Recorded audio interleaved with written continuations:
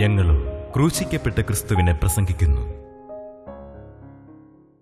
ദൈവ തിരുനാമത്തിന് മഹത്വം ഉണ്ടാകട്ടെ.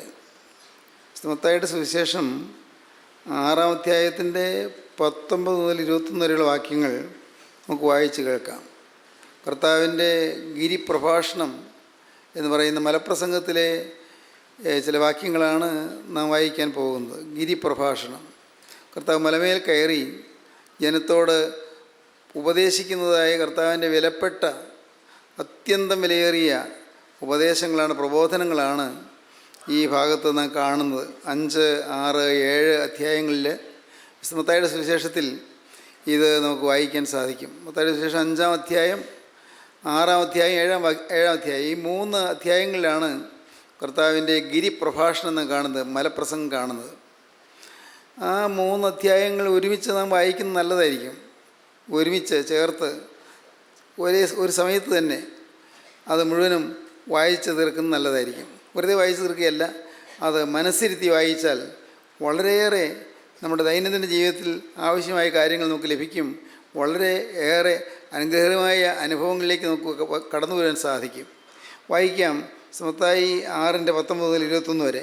പുഴുവും തുരുമ്പും കെടുക്കുകയും കള്ളന്മാർ തുരന്ന് മോഷ്ടിക്കുകയും ചെയ്യുന്ന ഈ ഭൂമിയിൽ നിങ്ങൾ നിക്ഷേപം സ്വരൂപിക്കരുത്. പുഴുവും തുരുമ്പും കെടുക്കാതെയും കള്ളന്മാർ തുരന്ന് മോഷ്ടിക്കാതെയും ഇരിക്കുന്ന സ്വർഗത്തിൽ നിക്ഷേപം സ്വരൂപിച്ചുകൊള്ളുവീൻ. നിന്റെ നിക്ഷേപം ഉള്ളയിടത്ത് നിന്റെ ഹൃദയവും ഇരിക്കും. നിക്ഷേപം സ്വരൂപിക്കേണ്ടത് എവിടെ എന്ന് കർത്താവ് ഇവിടെ പറയുകയാണ്.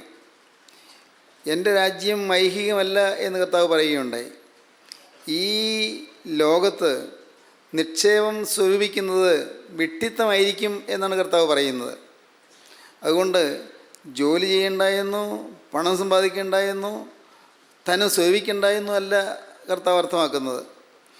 നാം ആരും പണത്തിന് വേണ്ടിയായിരിക്കരുത് ജീവിക്കുന്നത്, പൈസയ്ക്ക് വേണ്ടിയായിരിക്കരുത് ജീവിക്കുന്നത്. നാം ആരും ഈ ലോക ജീവിതത്തിൽ നമ്മുടെ ലക്ഷ്യം ധനം സമ്പാദിക്കുക എന്നുള്ളത് ഒരു കാരണവശാലും ആയിരിക്കരുത്. ഈ ലോക ജീവിതത്തിൽ നമുക്ക് ദൈനംദിന ജീവിതം കഴിയേണ്ടതിന്, അനുദിന ജീവിതം കഴിയേണ്ടതിന് തീർച്ചയായിട്ടും ധനം ആവശ്യമാണ്, പണം ആവശ്യമാണ്. എന്തെല്ലാം ആവശ്യങ്ങളാണ് നമുക്കുള്ളത്. സ്വാഭാവികമായും പണം ആവശ്യമാണ്. അതുവേണ്ടിയാണ് നാം ജോലി ചെയ്യുന്നത്. ജോലി ചെയ്യണമെങ്കിൽ ആരോഗ്യം വേണം, അതിന് ആഹാരം വേണം, വസ്ത്രം വേണം, ഉടുവസ്ത്രം വേണം, കിടപ്പാടം വേണം. ഇതെല്ലാം നമുക്ക് ആവശ്യമാണ്. എന്നാൽ നമ്മുടെ ആത്യന്തിക ലക്ഷ്യം അതായിരിക്കരുത്. ആത്യന്തിക ലക്ഷ്യം പരമാവധി നമ്മുടെ ജീവിതത്തിൻ്റെ ലാക്കും ലക്ഷ്യവും പണം സമ്പാദിക്കുക, സ്വരുക്കൂട്ടുക എന്നുള്ളതായിരിക്കരുത്. കാരണം ഈ പണവും ധനവും സമ്പത്തും എല്ലാം തീർന്നു പോകുന്നതാണ്. എത്ര ഉണ്ട് എന്ന് പറഞ്ഞാലും മരണത്തിൻ്റെ അവസാന വിനാഴിക വരെ മാത്രമേ അത് നമ്മെ പിന്തുടരുകയുള്ളൂ. മരണത്തിൻ്റെ അവസാന നിമിഷങ്ങൾ അതുവരെയും അത് നമ്മുടെ കൂടെ ഉണ്ടായിരിക്കും. പക്ഷേ ശവക്കുഴിക്കപ്പുറത്തേക്ക് നമ്മൾ പുറകെ വരാൻ പണത്തിന് കഴിയുകയില്ല. നാം എന്തെല്ലാം സമ്പാദിച്ച് കൂട്ടിയാലും, എന്തെല്ലാം ഉയർന്ന തലങ്ങൾ നാം പ്രാപിച്ചാലും, നമ്മുടെ ജീവിതത്തിൽ എന്തുമാത്രം ജ്ഞാനം സമ്പാദിച്ചാലും, അറിവ് സമ്പാദിച്ചാലും, എത്ര ഉയർന്ന വിദ്യാഭ്യാസം സമ്പാദിച്ചാലും, എത്ര മനോഹരമായ വീടുകളുണ്ടാക്കിയാലും, എന്തെല്ലാം ഉണ്ടെങ്കിലും ഒന്നും നിത്യതയിലേക്ക് നമ്മുടെ കൂടെ പോരുന്നില്ല. മരണത്തിന് ശേഷമുള്ള നിത്യതയിലേക്ക് നമ്മുടെ കൂടെ പോരുന്ന കർത്താവായ യേശുക്രിസ്തു മാത്രമായിരിക്കണം. അല്ലെങ്കിൽ നാം നിത്യമായ അന്ധകാരത്തേക്ക് പോകും, നിത്യമായ നരകത്തിലേക്ക് പോകും. ഇതെല്ലാം വളരെ ഗൗരവമേറിയ സത്യങ്ങളാണ്. കർത്താവ് വളരെ വ്യക്തമായിട്ട് പറഞ്ഞു തന്നിട്ടുണ്ട്. ഈ ലോകത്തിൽ ധനം സമ്പാദിക്കുന്നു, അത് ധനത്തിൽ ആശ്രയിക്കുന്നു, പണമേ ശരണമെന്ന് വിചാരിച്ച് ജീവിക്കുന്നു, അത് എത്രയോ മൗഢ്യമായിരിക്കും. കർത്താവ് പറയുന്നു, പുഴുവും തുരുമ്പും കെടുക്കുകയും കള്ളന്മാർ തുരന്ന് മോഷ്ടിക്കുകയും ചെയ്യുന്ന ഈ ഭൂമിയിൽ നിങ്ങൾ നിക്ഷേപം സ്വരൂപിക്കരുത്. പുഴുവും തുരുമ്പും കെടുക്കാതെയും കള്ളന്മാർ തുരന്ന് മോഷ്ടിക്കാതെയും ഇരിക്കുന്ന സ്വർഗത്തിൽ നിക്ഷേപം സ്വരൂപിച്ചു കൊള്ളുവീൻ. നിൻ്റെ നിക്ഷേപം ഉള്ളയിടത്ത് നിൻ്റെ ഹൃദയവും ഇരിക്കും. എവിടെയാണോ നിക്ഷേപം അവിടെയാണ് ഹൃദയം. നമ്മുടെ മനസ്സ് എപ്പോഴും എന്താണോ ചിന്തിച്ചുകൊണ്ടിരിക്കുന്നത്, നമ്മുടെ ഹൃദയത്തിലെ ചിന്തകൾ എന്തിലേക്കെല്ലാണോ പോകുന്നത്, അവിടെയാണ് നമ്മുടെ നിക്ഷേപം. എപ്പോഴും നമ്മുടെ ചിന്തകൾ, നമ്മുടെ വിചാരങ്ങൾ, നമ്മുടെ നിരൂപണങ്ങൾ, നമ്മുടെ മനോരാജ്യങ്ങൾ എല്ലാം എങ്ങോട്ട് പോകുന്നു അത് നോക്കിയാൽ അറിയാം നമ്മുടെ ജീവിതത്തിൽ ലക്ഷ്യം എന്താണ് എന്ന്, നമ്മുടെ ഹൃദയം എവിടെയാണ് ഇരിക്കുന്നതെന്ന്. ഈ ലോകത്തിലെ ധനത്തിലാണ് നമ്മുടെ ഹൃദയം ഇരിക്കുന്നതെങ്കിൽ അങ്ങോട്ടായിരിക്കും നമ്മുടെ ചിന്തകൾ പോകുന്നത്.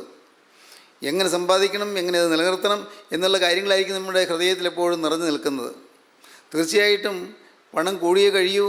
ഇന്ന് സമൂഹത്തിൽ അനേകം പേര് പൈസയില്ലാതെ ഞെരുങ്ങുന്നവരുണ്ട്, നമുക്കറിയാം. കടത്തിൽ മുങ്ങി വലയുന്നവരുണ്ട്. ദൈവമേ കുറച്ച് രൂപ കിട്ടിയിരുന്നെങ്കിൽ ഒരു സമാധാനമായിരുന്നേനെ എന്ന് ചിന്തിക്കുന്നവരുണ്ട്.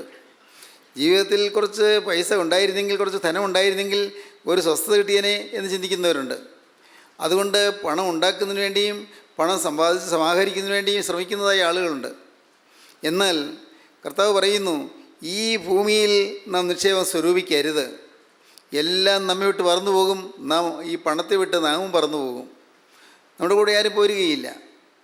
ഒരവസരത്തിൽ ഒരു രാജ്യത്തിൽ രാജാവ് പെട്ടെന്ന് മരിച്ചു പോകാനിടയായി. രാജാവ് മരിച്ചപ്പോൾ രാജാവിൻ്റെ സ്നേഹിതരും ബന്ധുമിത്രാദികളും നാട്ടിലെ ഭരണയന്ത്രം തിരിക്കുന്നവരും മന്ത്രികളും സേനാപതികളും എല്ലാം വന്നുകൂടി. രാജാവിൻ്റെ ഡെഡ് ബോഡി, ശവശരീരം മറവ് ചെയ്യുന്നതിന്, അടക്കം ചെയ്യുന്നതിന് വേണ്ടിയുള്ള യത്നങ്ങൾ നടന്നുകൊണ്ടിരിക്കുമ്പോൾ ഓരോരുത്തരും പരസ്പരം പറയുകയാണ്, രാജാവ് എങ്ങോട്ടായിരിക്കും പോയത്? നരകത്തിലേക്കാണോ സ്വർഗത്തിലേക്കാണോ പോയത്? എങ്ങോട്ടായിരിക്കും പോയത്? അപ്പോൾ ഓരോരുത്തരൊരു അഭിപ്രായം പറഞ്ഞു. രാജാവ് തീർച്ചയായിട്ടും സ്വർഗത്തിലേക്കായിരിക്കും പോയത്. കാരണം രാജാവ് വളരെ നിഷ്ഠയോടുകൂടി, നല്ല ശ്രദ്ധയോടുകൂടി രാജ്യം ഭരിച്ച രാജാവാണ്. അദ്ദേഹം പ്രജകളെക്കുറിച്ച് കരുതലുള്ള രാജാവായിരുന്നു. അദ്ദേഹം സ്വർഗത്തിലേക്ക് തന്നെയായിരിക്കും പോയത്. വേറെ ചിലർ പറഞ്ഞു, അല്ല, സ്വർഗത്തിലേക്ക് പോകാൻ സാധ്യതയില്ല. അദ്ദേഹം ഈ ലോകത്തിലെ കാര്യങ്ങൾ മാത്രമേ ചിന്തിച്ചിട്ടുള്ളൂ, സ്വർഗീയ കാര്യങ്ങളൊന്നും ചിന്തിച്ചായിട്ട് അറിവില്ല പറഞ്ഞു. നമുക്കൊരു കാര്യം ചെയ്യാം, നമുക്ക് രാജാവിനെ എപ്പോഴും അടുത്തറിഞ്ഞുകൊണ്ടിരിക്കുന്ന രാജാവിൻ്റെ ഒരു സേവകനുണ്ടല്ലോ, അവനോട് ചോദിക്കാം, അവന് എന്താണ് അഭിപ്രായം ചോദിക്കാം. അതുകൊണ്ട് ചോദിച്ചു, രാജാവ് മരിച്ചതിന് ശേഷം എങ്ങോട്ടായിരിക്കും പോയത്? നിൻ്റെ അഭിപ്രായം എന്താണ്? ഉടനെ അവൻ പറഞ്ഞു, എനിക്ക് രാജാവിന് നല്ലതുപോലെ അറിയാം. രാജാവ് എവിടെയെങ്കിലും പോകണമെങ്കിൽ വളരെ നേരത്തെ തന്നെ അതിനുള്ള പദ്ധതികൾ തയ്യാറാക്കാറുണ്ട്. എപ്പോഴും അതേ കാര്യം തന്നെ പറയാറുണ്ട്. ആ പോകുന്നതിൻ്റെ യാത്ര സജ്ജീകരിക്കാൻ, യാത്ര ക്രമീകരിക്കാനുള്ളതായ എല്ലാം പൂർത്തീകരിക്കാറുണ്ട്. പക്ഷെ ഒരിക്കലും സ്വർഗത്തിലേക്ക് പോകുന്നതിനെക്കുറിച്ച് രാജാവ് പറഞ്ഞതായി കേട്ടിട്ടില്ല. മാത്രമല്ല, സ്വർഗത്തെക്കുറിച്ചും രാജാവ് മിണ്ടിയതായിട്ട് ഞാൻ കേട്ടിട്ടില്ല. രാജാവിൻ്റെ ജീവിതത്തിൽ മരണശേഷം സ്വർഗത്തിലേക്ക് പോകണമെന്നുള്ളതിനെക്കുറിച്ച് രാജാവ് ചിന്തിച്ചതായിട്ട് പോലും തോന്നുന്നില്ല. അതുകൊണ്ട് വളരെ ഉറപ്പാണ്, രാജാവ് ഒരിക്കലും സ്വർഗത്തിലേക്കല്ല പോയത്. ഇതൊരു വലിയ തത്വം അറിയിക്കുന്ന ഒരു ചെറിയ ഉദാഹരണ കഥയാണ്. എന്താണത്? നാം എപ്പോഴും ചിന്തിച്ചുകൊണ്ടിരിക്കുന്നത് എന്താണോ അതാണ് നമ്മുടെ ലക്ഷ്യം.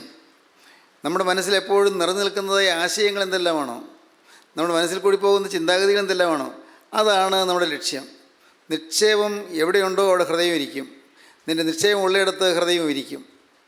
ഈ ആശയങ്ങൾ മനസ്സിൽ വെച്ചുകൊണ്ടാണ് അപ്പോസ്തലനായ യാക്കോബ് തൻ്റെ ലേഖനത്തിൽ പറയുന്നത്. യാക്കോബിൻ്റെ ലേഖനം 5-ാം അധ്യായത്തിൻ്റെ ആദ്യ വാക്യങ്ങൾ വായിക്കാം. അല്ലയോ ധനവാന്മാരെ, നിങ്ങളുടെ മേൽ വരുന്ന ദുരിതങ്ങൾ നിമിത്തം കരഞ്ഞ് മുറയിടുവീൻ. നിങ്ങളുടെ ധനം ദ്രവിച്ചും ഉടുപ്പ് പുഴുവരിച്ചും പോയി. നിങ്ങളുടെ പൊന്നും വെള്ളിയും കറ പിടിച്ചു. ആ കറ നിങ്ങളുടെ നേരെ സാക്ഷിയാകും. അത് തീ പോലെ നിങ്ങളുടെ ജഡത്തെ തിന്നുകളയും. അന്ത്യകാലത്ത് നിങ്ങൾ നിക്ഷേപങ്ങളെ ശേഖരിച്ചിരിക്കുന്നു. നിങ്ങളുടെ നിലങ്ങളെ കൊയ്ത വേലക്കാരുടെ കൂലി നിങ്ങൾ പിടിച്ചുവല്ലോ. അത് നിങ്ങളുടെ അടുക്കൽ നിന്ന് നിലവിളിക്കുന്നു. കൊയ്തവരുടെ മുറവിളി സൈന്യങ്ങളുടെ കർത്താവിൻ്റെ ചെവിയിൽ എത്തിയിരിക്കുന്നു. നിങ്ങൾ ഭൂമിയിൽ ആഡംബരത്തോടെ സുഖിച്ച് പുളച്ച് കൊല ദിവസത്തിൽ എന്ന പോലെ നിങ്ങളുടെ ഹൃദയത്തെ പോഷിപ്പിച്ചിരിക്കുന്നു. നിങ്ങൾ നീതിമാനെ കുറ്റം വിധിച്ച് കൊന്നു. അവൻ നിങ്ങളോട് മറുത്തു നിൽക്കുന്നതുമില്ല. ദൈവത്തിന് സ്തോത്രം. ഇവിടെ യാക്കോബ് ശ്ലീഹ പറയുന്നത്, ധനവാന്മാർ അവരെ കരഞ്ഞ് മുറയിടണമെന്നാണ്. ധനം സമ്പാദിച്ചവർ, ധനം സ്വരുക്കൂട്ടിയവർ കരഞ്ഞ് മുറയിടണം. അല്ലയോ ധനവാന്മാരെ, നിങ്ങളുടെ മേൽ വരുന്ന ദുരിതങ്ങൾ നിമിത്തം കരഞ്ഞ് മുറയിടുവീൻ. നിങ്ങളുടെ ധനം ദ്രവിച്ചും ഉടുപ്പ് പുഴുവരിച്ചും പോയി. നിങ്ങളുടെ പൊന്നും വെള്ളിയും കറ പിടിച്ചു.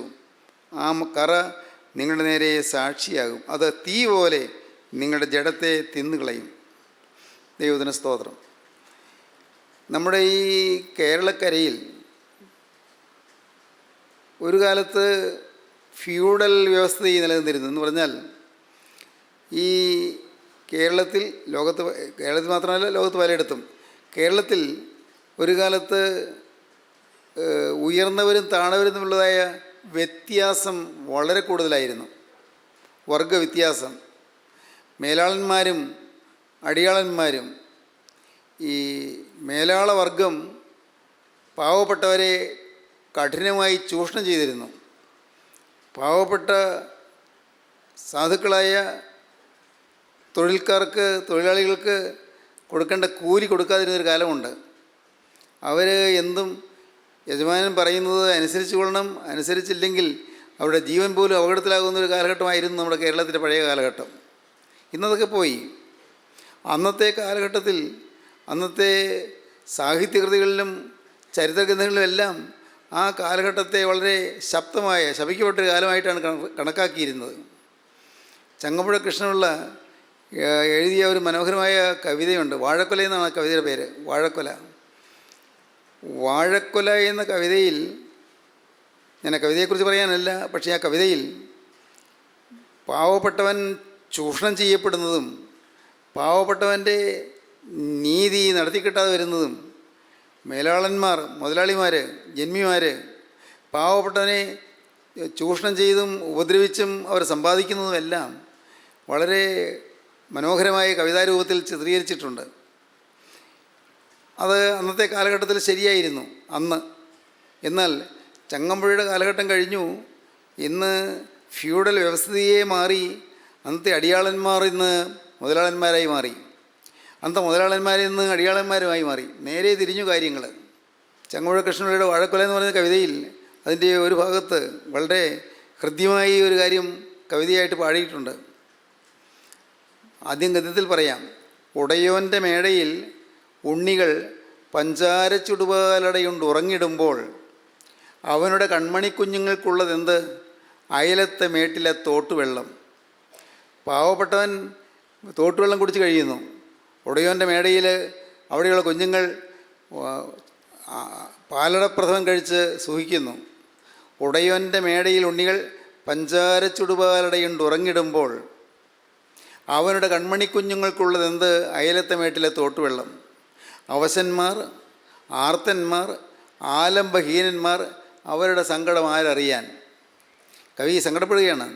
അവശന്മാർ, ആർത്തന്മാർ, ആലംബഹീനന്മാർ അവരുടെ സങ്കടം ആരറിയാൻ. ഇതിനൊക്കെ പ്രതികാരം ചെയ്യുമോ? ചെയ്യാതിരിക്കുമോ? പ്രതികാരം ചെയ്യും. അടുത്ത തലമുറ, അടുത്ത കാലഘട്ടം ഈ പതിതരായവരുടെ ദയനീയമായ അവസ്ഥയ്ക്ക് പ്രതികാരം ചെയ്യും. എന്ന് പറഞ്ഞാൽ മനുഷ്യൻ ഇന്ന് അടിച്ചമർത്തപ്പെട്ടുകൊണ്ടിരിക്കുന്നു എന്നാണ് ചങ്ങമ്പുഴ പറയുന്നത്. മനുഷ്യൻ ഇന്ന് അവന് നീതി കിട്ടാതിരിക്കുന്നു. അതുകൊണ്ട് ഇതിനെല്ലാം പ്രതികാരം ചെയ്യാതിരിക്കുമോ പതിതരെ നിങ്ങൾ തൻ പിന്മുറക്കാർ. പതിതർ, താണവരെ നിങ്ങളുടെ പിന്മുറക്കാരെല്ലാം പ്രതികാരം ചെയ്യാതിരിക്കുമോ? അന്ന് കവി, ക്രാന്തദർശിയായ കവി, ചക്രവാളത്തിനപ്പുറം കാണാൻ കഴിയുന്ന കവി പറഞ്ഞു ഇതിനൊക്കെ പ്രതികാരം ചെയ്യുമെന്ന്. സത്യം, കേരളത്തിൻ്റെ ഈ മണ്ണിൽ തന്നെ പ്രതികാരങ്ങൾ ധാരാളം നടന്നു. കേൾക്കൂ. ഉടയോൻ്റെ മേടയിൽ ഉണ്ണികൾ പഞ്ചാര ചുടുപാലടയുണ്ടുറങ്ങിടുമ്പോൾ അവനുടെ കൺമണി കുഞ്ഞുങ്ങൾക്കുള്ളതെന്തൈലത്തെ മേട്ടിലെ തോട്ടുവെള്ളം. അവശന്മാർ, ആർത്തന്മാർ, ആലംബഹീനന്മാർ അവരുടെ സങ്കടം ആരറിയാൻ. ഇതിനൊക്കെ പ്രതികാരം ചെയ്യാതിരിക്കുമോ? പിന്മുറക്കാരന് പ്രതികാരം ചെയ്യാതിരിക്കുമോ? വീണ്ടും പറയുകയാണ്. പണമുള്ളോ നിർമ്മിച്ച നീതിക്ക് ഇതിലൊന്നും പറയുവാനില്ലേ, ഞാൻ പിൻവലിച്ചു. പണമുള്ളവർ നിർമ്മിച്ച നീതി, ഇതിനൊന്നും നിങ്ങൾക്ക് പറയാനൊന്നും ഇല്ലെങ്കിൽ ഞാനിതാ പറഞ്ഞ വാക്കുകൾ പിൻവലിച്ചു എന്ന് പറഞ്ഞാൽ കവി ഹൃദയം നൊന്ത് പറയുകയാണ് മനുഷ്യൻ്റെ അവസ്ഥ. അന്നത്തെ കേരളത്തിൻ്റെ അവസ്ഥ, കേരളത്തിലെ ഈ ഭൂജന്മിമാരുടെ അധികാര ഗർവും പാവപ്പെട്ടവൻ്റെ തൊഴിലാളികളുടെ ദയനീയമായ സ്ഥിതിയും വരച്ച് കാണിച്ചു തരികയാണ്. എന്നാൽ കാലം മാറി, ഇന്നതല്ല. അന്നെഴുതിയ മറ്റൊരു പുസ്തകമാണ് രണ്ടിടങ്ങഴി എന്ന് പറയുന്ന പുസ്തകം. രണ്ടിടങ്ങഴി, തകഴി ശിവശങ്കരപ്പിള്ള എഴുതിയ രണ്ടിടങ്ങഴി. ആ നോവലിൽ പാവപ്പെട്ടവനെ ചിത്രീകരിച്ചിരിക്കുകയാണ്. അവൻ ദയനീയാവസ്ഥ ചിത്രീകരിച്ചിരിക്കുകയാണ്. അവൻ വലയുന്നതും വിഷമിക്കുന്നതും ചിത്രീകരിച്ചിരിക്കുകയാണ്. ഒരു ദരിദ്ര സമൂഹത്തെ നമ്മുടെ മുന്നിൽ അവതരിപ്പിച്ചുകൊണ്ട് ആ കഥാകാരൻ വളരെ തന്മയത്വമായി കേരളത്തിലെ സാധാരണക്കാരുടെ ജീവിതം വരച്ച് കാണിച്ചിരിക്കുകയാണ്. ഈ കവിതകളിൽ കൂടിയെല്ലാം വെളിപ്പെടുന്നൊരു കാര്യമുണ്ട്, ഈ സാഹിത്യ കൃതികളിൽ കൂടെ വെളിപ്പെടുന്നൊരു കാര്യമുണ്ട്. ഒരു കാലത്ത് ഇവിടെ മുതലാളിമാരും തൊഴിലാളിമാരും രണ്ട് വർഗമായി അങ്ങനെ വലഞ്ഞു കഴിഞ്ഞ തൊഴിലാളിമാരും അവരെ ഭരിക്കുന്ന മുതലാളിമാരുമായി അങ്ങനെ കഴിഞ്ഞൊരു കാലഘട്ടം ഉണ്ടായിരുന്നു. ഇന്നതെല്ലാം പോയി. ഇന്ന് ആ കാര്യം പോയി, ആ കഥ പോയി, ആ ചിത്രം മാറി. ഇന്ന് ആകെ വ്യവസ്ഥിതികൾ മാറി വന്നു. അന്ന് ജി ശങ്കരക്കുറുപ്പ് എന്ന് പറയുന്ന നല്ലൊരു കവി അന്ന് അദ്ദേഹം പറഞ്ഞതാണ്, നെല്ലും പണവും കുമിഞ്ഞവർക്ക് കൊല്ലും കുലയും കുലാധികാരം. ചന്ദനക്കട്ടിൽ എന്ന് പറയുന്നൊരു കവിത അദ്ദേഹം പറയുകയാണ്, നെല്ലും പണവും കുമിഞ്ഞവർക്ക് കൊല്ലും കുലയും കുലാധികാരം. നെല്ലും പണവും ഉണ്ടോ, കൊല്ലാം, മനുഷ്യനെ നശിപ്പിക്കാം, മനുഷ്യനെ ഉപദ്രവിക്കാം. അങ്ങനൊരു കാലഘട്ടം ഉണ്ടായിരുന്നു. പ്രിയപ്പെട്ടവരെ, ആ കാലഘട്ടം വാസ്തവത്തിൽ നാം അന്നത്തെ ആ നിലവാരം നാം മനസ്സിലാക്കുക, ചരിത്രത്തിൻ്റെ ഗതികളിൽ കൂടെ മനസ്സിലാക്കുകയാണെങ്കിൽ വാസ്തവത്തിൽ ആ കാലഘട്ടം ശപിക്കപ്പെട്ടൊരു കാലഘട്ടമായിരുന്നു. പാവപ്പെട്ടവൻ ചൂഷണം ചെയ്യപ്പെട്ടുകൊണ്ടിരുന്നു. സാധുവും ദരിദ്രനുമായവൻ അടിച്ചമർത്തപ്പെട്ടുകൊണ്ടിരുന്നു. അവന് അഭിപ്രായം പറയാൻ സ്വാതന്ത്ര്യമില്ല, അവന് സമൂഹത്തിൽ വിലയില്ല, സമൂഹത്തിൽ സ്ഥാനമാനങ്ങളില്ല. അവൻ എന്നും ചൂഷിത വർഗമായിരുന്നു, ചൂഷണം ചെയ്യപ്പെട്ടവരായിരുന്നു. എന്നാൽ ഇന്ന് നമ്മുടെ ജീവിതത്തിൽ നമുക്ക് ചിന്തിക്കാനുള്ളത്, നമ്മുടെ കർത്താവ് മനുഷ്യജീവിതത്തിൽ വരാവുന്ന അപകടത്തെക്കുറിച്ച് കൂട്ടിക്കാണിക്കുകയാണ്. പണമുള്ളവനെന്ന് പണമില്ലാത്തവനെന്നുള്ളതായ ആ വ്യത്യാസം പാടില്ലെന്ന് കർത്താവിൻ്റെ വചനം പറയുകയാണ്. അതാണ് യാക്കോബ് എടുത്ത് പറയുന്നത്. പണമുള്ളവനെന്നോ പണമില്ലാത്തവനെന്നോ ഒരു വ്യത്യാസം വരാൻ പാടില്ല. സ്വത്തുണ്ടാക്കി അല്ലെങ്കിൽ സ്വത്ത് സമാഹരിച്ചു, അല്ല സ്വത്ത് ഇല്ലാതെ പണമില്ലാതെ വിഷമിക്കുന്നു, ഈ രണ്ട് വർഗ്ഗങ്ങൾ തമ്മിലുള്ള വ്യത്യാസം പാടില്ലെന്ന് കർത്താവ് വ്യക്തമായി പറയുകയാണ്. കള്ളന്മാർ നിന്ന് മോഷ്ടിക്കുന്നു, പുഴുവും തുരുമ്പും കെടുക്കുന്നതായ ഈ ഭൂമിയിൽ നിങ്ങൾ നിക്ഷേപം സ്വരൂപിക്കരുത്. നിങ്ങളുടെ നിക്ഷേപം ഇരിക്കുന്നിടത്ത് നിങ്ങളുടെ ഹൃദയം ഇരിക്കും. നിക്ഷേപം എവിടെയാണോ അവിടെ ഹൃദയം ഇരിക്കും. ഇവിടെയുള്ളതെല്ലാം വിട്ടുപോകും, ഇവിടെയുള്ളതെല്ലാം മാറിപ്പോകും. ഇവിടെ എന്തെല്ലാം സമ്പാദിച്ചാലും ഒന്നും കൊണ്ടുപോവുകയില്ല. വളരെ ഗൗരവമേറിയ കാര്യമാണ് ഈ പറയുന്നത്. നമ്മുടെ ദൈനംദിന ജീവിതത്തിൽ നാം ഓർക്കേണ്ട കാര്യമാണ്. എന്തുമാത്രം സമ്പാദിച്ചാലും 10 പൈസ പോലും കൊണ്ടുപോകാൻ സാധിക്കുകയില്ല. എല്ലാം ഇവിടെ വിട്ടു പോകണം.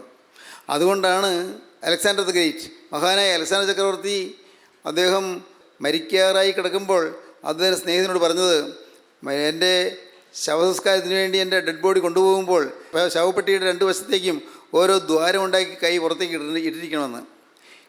കൈ 2 പുറത്തേക്ക് ഇടണം. ചോദിച്ചു, പ്രഭു അങ്ങ് എന്താണ് പറഞ്ഞത്? എന്തിനു വേണ്ടിയാണ്? നിനക്ക് മനസ്സിലായില്ലേ? ലോകം വെട്ടിപ്പിടിച്ച അലക്സാണ്ടർ ചക്രവർത്തി ഒന്നും കൊണ്ടുപോകാതെ വെറും കൈയായിട്ടാണ് പോകുന്നതെന്ന് ലോകം ഒന്ന് അറിയട്ടെ. ഒന്നും കൊണ്ടുപോകുന്നില്ല.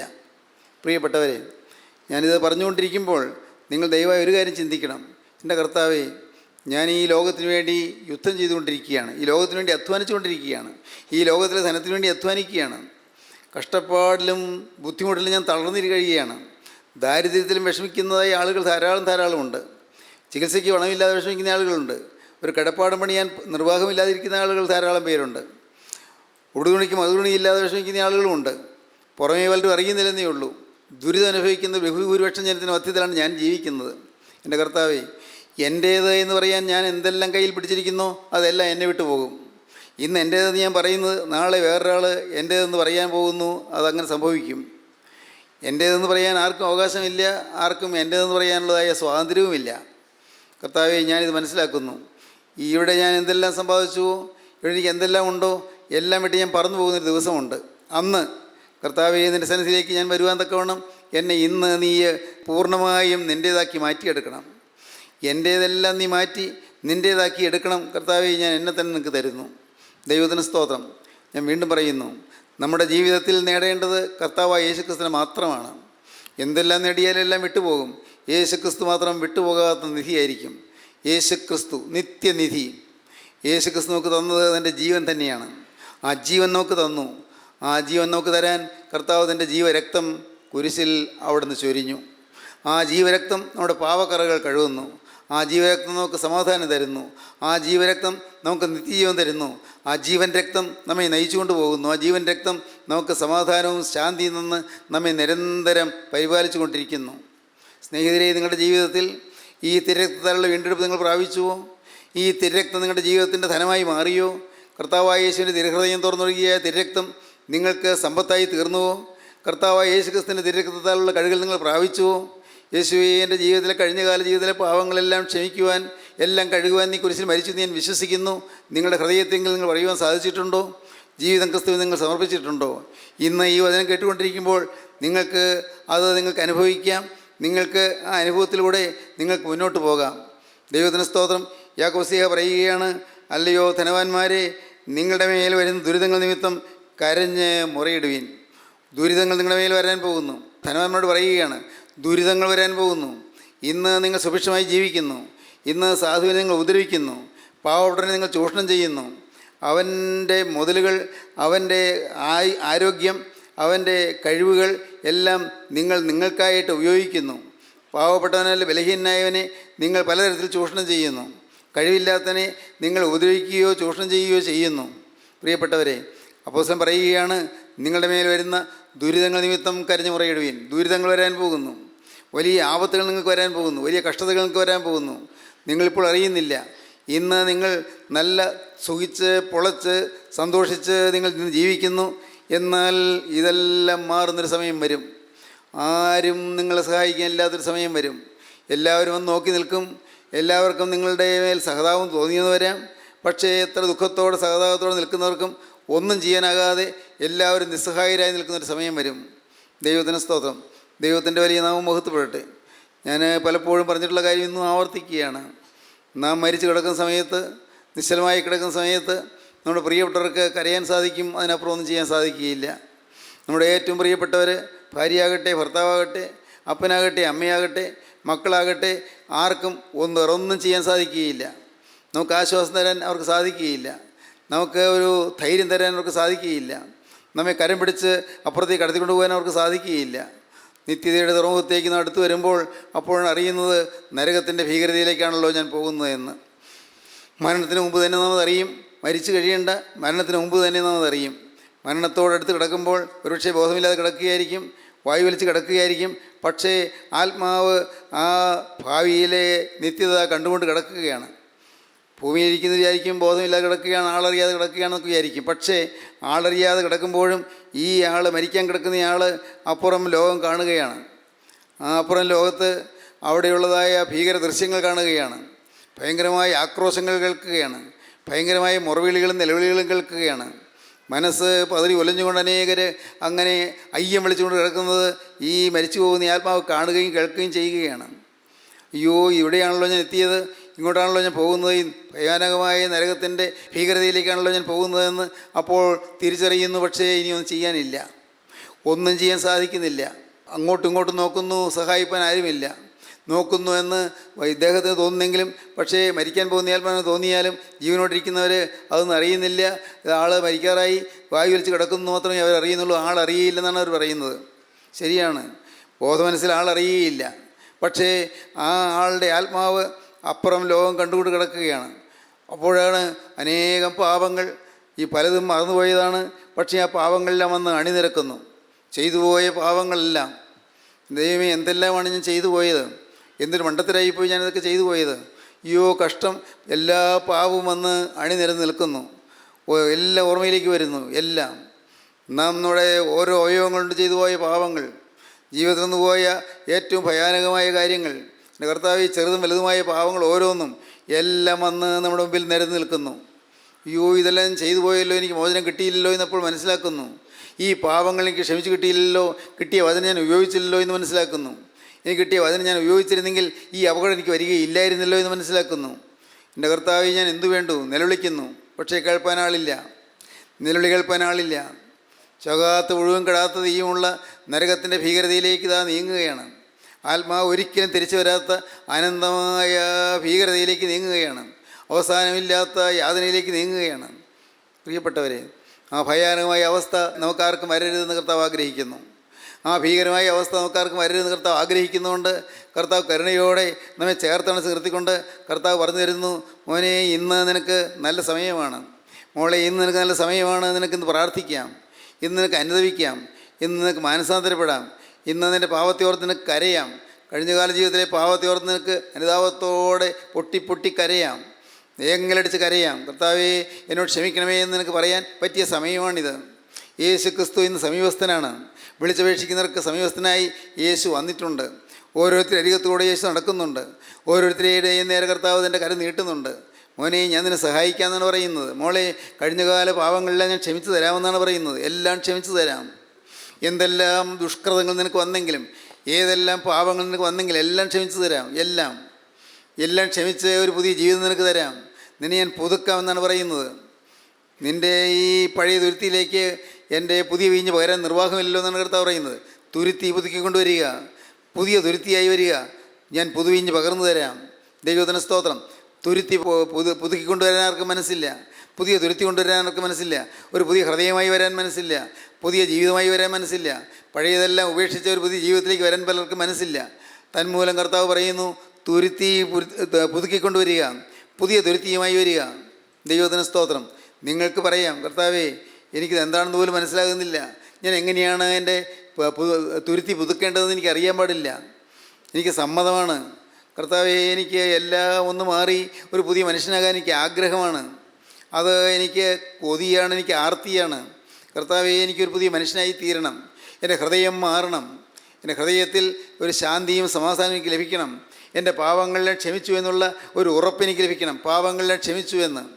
എൻ്റെ കർത്താവേ, ഇപ്പോൾ ഞാൻ തിരിഞ്ഞു നോക്കുമ്പോൾ എനിക്ക് തോന്നുന്നു, ഞാൻ എന്ത് ബോധക്കേടാണ് കാണിച്ചത്, ബോധമില്ലായ്മയാണ് കാണിച്ചത്. എന്തെല്ലാമാണ് ഞാൻ ചെയ്തു പോയത്, എന്തെല്ലാമാണ് ഞാൻ പറഞ്ഞു പോയത്. എൻ്റെ ദൈവമേ, അബദ്ധം പറ്റിപ്പോയല്ലോ. നഷ്ടം വലുതാണല്ലോ. ഞാൻ ചെയ്തു പോയ കാര്യങ്ങൾ, ഞാൻ നിരൂപിച്ചു പോയ കാര്യങ്ങൾ, ഞാൻ പറഞ്ഞു പോയ കാര്യങ്ങൾ, എൻ്റെ ദൈവമേ, എൻ്റെ പെരുമാറ്റത്തിൽ വന്നു പോയ അനേകം പാകപ്പിഴകൾ ഇപ്പോൾ ഞാൻ ഓർക്കുമ്പോൾ എനിക്ക് ഭയം തോന്നുന്നു, എനിക്ക് ദുഃഖം തോന്നുന്നു. പക്ഷേ പ്രിയപ്പെട്ടവരെ, ഇന്ന് നമുക്ക് അനുദപിക്കാം. ഇന്ന് വാതിൽ തുറന്നിട്ടുകൊണ്ട് നമ്മൾ ക്ഷണിക്കുന്ന കർത്താവായ യേശുവിൻ്റെ അരികിലേക്ക് നമുക്ക് പറഞ്ഞെല്ലാം ഓടിച്ചെല്ലാം, കർത്താവെ ക്ഷമിക്കണമേ എന്ന് പറഞ്ഞുകൊണ്ട് അനുതാപത്തോടെ ചെല്ലുമ്പോൾ കർത്താവ് സ്വീകരിക്കും. കരഞ്ഞുകൊണ്ട് ചെല്ലുമ്പോൾ കർത്താവ് സ്വീകരിക്കും. നമ്മുടെ ഹൃദയത്തിൻ്റെ പാവങ്ങൾ ഏറ്റുപറഞ്ഞുകൊണ്ട് ചെല്ലുമ്പോൾ കർത്താവ് സ്വീകരിക്കും. ഇനിമേൽ പഴയ ജീവിതത്തേക്ക് ഇല്ല എന്ന് പറഞ്ഞുകൊണ്ട് ചെല്ലുമ്പോൾ കർത്താവ് സ്വീകരിക്കുകയും നമ്മെ കൈക്കൊള്ളുകയും ചെയ്യും. എല്ലാം കഴുകിത്തരും, എല്ലാം കഴുകും. നമുക്ക് പ്രാർത്ഥിക്കാം, നമുക്ക് സമർപ്പിക്കാം. കരുണയുള്ള കർത്താവേ, ഈ മനോഹരമായ സമയത്തിനായി ഞങ്ങൾ നിന്നെ സ്തുതിക്കുന്നു, ഞങ്ങൾ നിന്നെ സ്തോത്രം ചെയ്യുന്നു. എല്ലാവരെയും തൊടണമേ, എല്ലാവരെയും അനുഗ്രഹിക്കണമേ, എല്ലാവരെയും നിന്റെ കൃപകളാൽ നിറയ്ക്കണമേ. എൻ്റെ കരുണയുള്ള കർത്താവിൻ്റെ രണ്ടാമത്തെ വരയിൽ പറന്നു വരുന്ന വിശുദ്ധന്മാരുടെ നിരയിൽ നിൽപ്പാൻ ഈ മക്കളെല്ലാം ഒരുക്കണമേ. ഇപ്പോൾ ഇവിടെ ഇരുന്നു കൊണ്ടും ദൂരെ ഇരുന്നു കൊണ്ടും എല്ലാം ഈ വചനം കാണുകയും കേൾക്കുകയും ചെയ്യുന്ന എല്ലാവരെയും തൃക്കരം നീട്ടി ആശീർവദിക്കണമേ. എല്ലാ നന്മകളാൽ നിറയ്ക്കണമേ. യേശുവിൻ നാമത്തിൽ തന്നെ. ആമീൻ. ഹല്ലേലൂയ.